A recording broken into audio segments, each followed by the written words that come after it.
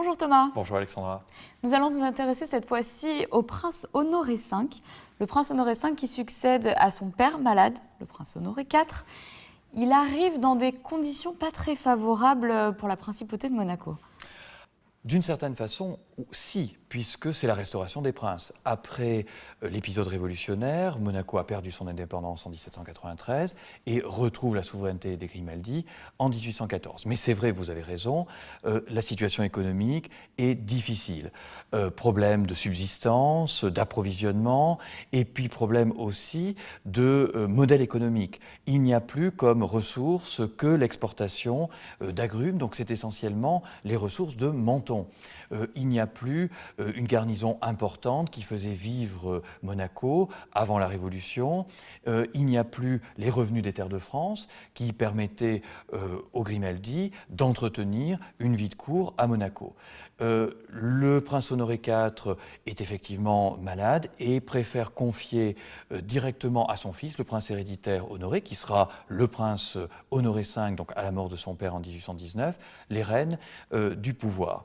C'est un prince qui s'investit beaucoup immédiatement, il légifère beaucoup. C'est normal puisqu'il restaure l'État, mais cette inflation réglementaire va lui être reprochée. Comme il a des tendances philanthropiques, sociales, c'est d'une certaine façon le précurseur d'un système de sécurité sociale. Il crée une caisse de secours qui met à contribution les notables mentonnais, et donc tout cela va susciter un certain mécontentement, et dès 1821, une émeute à Menton. Pourquoi ? Parce que l'année précédente, les citronniers avaient gelé et donc la récolte avait été quasiment annihilée. Donc un état de pauvreté pour à la fois le petit peuple, mais aussi de moindres revenus pour les notables mentonnais. Donc c'est un prince paradoxal puisqu'il a au contraire voulu faire le bien, il était très attendu, même les dictons populaires lui donnaient ce qualificatif. Lui-même, c'est l'épitaphe qu'il a choisi sur son tombeau, Sigy qui voulut faire le bien. Et sa correspondance révèle qu'il avait quand même un petit peu de lucidité, presque d'autodérision, puisqu'il ajoutait « mais n'y parvint pas ». Voilà. Certains auraient pu ajouter ce qualificatif à l'épitaphe. Mais c'est un prince très intéressant, très cultivé, qui est empli de la culture économique, de la culture politique de son temps, qui lui-même écrit un ouvrage qui s'appelle « Du paupérisme en France et des moyens de le détruire », qui donne une vision complémentaire de ce qu'il avait essayé à Monaco de faire en tant que souverain. Là, il le pense par rapport à sa situation de particulier en France, puisque c'est un prince dans la tradition évidemment des Grimaldi depuis le XVIIe siècle, qui réside à la fois à Monaco, mais aussi à Paris, en Normandie.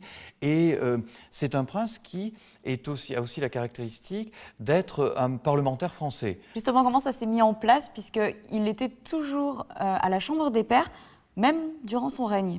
Oui, au Palais du Luxembourg, donc il siégeait dans la Chambre qui est l'ancêtre, en quelque sorte, du Sénat français, donc qui était la Chambre haute. Alors pourquoi un prince souverain de Monaco a-t-il pu être parlementaire français ? Eh bien parce que Louis XVIII, quand est créée cette Chambre haute en 1814, nomme comme premier père, comme premier membre de la Chambre des pairs, les pairs d'Ancien Régime. Et les Grimaldi, depuis le traité de Péronne, depuis que le roi de France leur avait donné un certain nombre de fiefs en France, étaient ducs de Valentinois et pairs de France. Donc c'est comme père d'Ancien Régime qu'il est nommé père du nouveau régime, du régime de la monarchie constitutionnelle en France.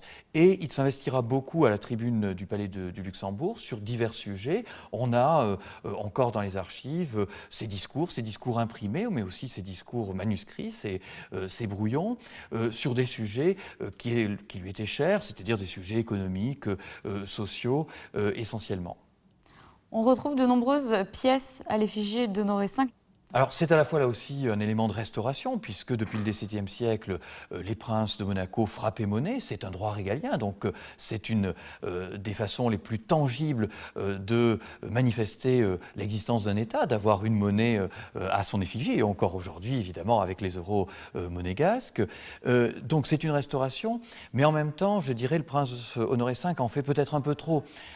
Comme souvent, on l'a vu, trop de réglementations, trop d'ordonnances, trop de lois, un peu trop de carcans. Et là, il donne la concession donc, de la monnaie à quelqu'un qui veut faire du profit et qui frappe de façon excessive, et notamment des petites espèces de la monnaie donc, qui n'avaient pas la valeur intrinsèque du métal. Et cette monnaie qui arrive en masse sur le marché français, et à Marseille notamment, est considérée donc comme de la fausse monnaie, de la mauvaise monnaie par la France du roi Louis-Philippe, à tel point que quand Pierre Larousse fait son grand dictionnaire du XIXe siècle, eh bien, on retrouve Monaco non pas comme un nom propre, non pas seulement comme un nom propre, mais comme un nom commun, les Monaco étant synonyme de mauvaise monnaie. Donc toujours un petit peu cette légende noire qui est collée à la principauté. Il est également à l'initiative des Carabiniers du Prince, qui célèbrent cette année leur bicentenaire, justement. Comment est-ce que ça s'est déroulé, cette création des Carabiniers du Prince? Alors c'était en 1817, le prince Honoré V, qui est encore le prince héréditaire Honoré, on est encore sous le règne du prince Honoré IV, crée ce corps de carabiniers, alors au départ au sens des carabinieri italiens, c'est-à-dire une force de police. Et il faudra attendre 1904 pour qu'il devienne la garde du prince. Donc oui, c'est un bicentenaire, mais après un centenaire qu'on a fêté il y a quelques années, donc seulement en 2004. Donc c'est assez rare de pouvoir, je pense, pour un carabinier, connaître à la fois le centenaire et le bicentenaire de son corps militaire. Merci Thomas pour ces précisions sur le prince Honoré V. Et nous nous retrouverons très prochainement pour un prochain numéro de Trésor d'Archives.